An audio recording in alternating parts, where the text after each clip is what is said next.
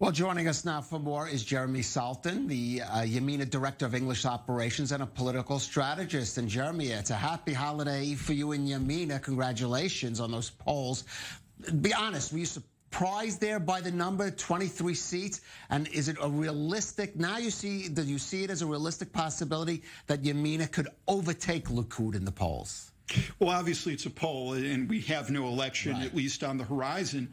But obviously what you see here, and it's a continuing trend that's been going on for months, and that is Yamina rising. The last time I was here, which was back in August, Yamina had 19, and you asked me if that was the ceiling, if that was the peak.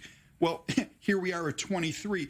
We could be having the same conversation 2 months from now, where Yamina is the largest party in the polls, and it's Likud that's in second place. What I think you have here is really a lot of people on the street who just have lost faith within the current leadership.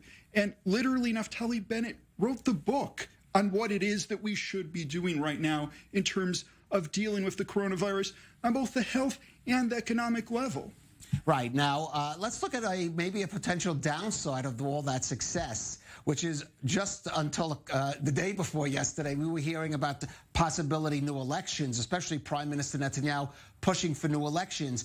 I mean, are you concerned that this kind of poll result may make Netanyahu say, I better keep this government afloat as long as I can to avoid that face-off with Naftali Bennett? So I'll answer this as a political strategist. December, we have this crucial vote for the state budget. Right. One of two people. I want to explain that if that vote, the budget's not passed, that would automatically trigger new elections. Correct, unless they decide to pass another piece of legislation to delay it. Again, yes. So what you need to have here is one of two people, whether it's Gantz or Netanyahu, deciding that it's in their interest to go to an election. If both of them go ahead and look at what's happening and see they have no interest in going to an election, it doesn't matter how many people are out on the streets, how many protests you have. It doesn't matter if we're in a lockdown or not. We will not have that election at the end of March, which would happen if we saw the government crash in December. What's very possible is that we see another extension, and then we go ahead and we see the next deadline in March. And I think there is a good chance that in March, because already you have to remember that Gantz is supposed to be prime minister soon, that at a certain point Netanyahu will crash the government because, and I've been very consistent on this, Netanyahu has never planned on letting Benny Gantz be prime minister, and that would probably be the time around the budget vote of March, and then we would have elections in June.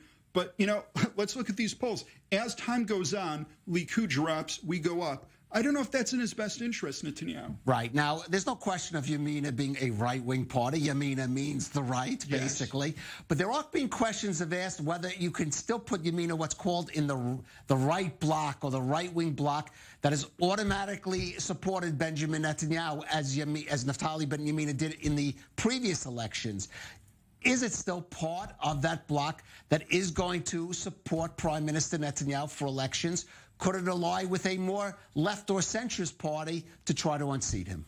Look, it was Netanyahu decided to dismantle the right-wing bloc. Bennett was very loyal through 3 elections. It got him nowhere. Let's be honest, this is not a right-wing government. This is a 50-50 agreement between the right and the left, which Netanyahu has. And everyone wants to talk about, Bennett might sit with Lapid.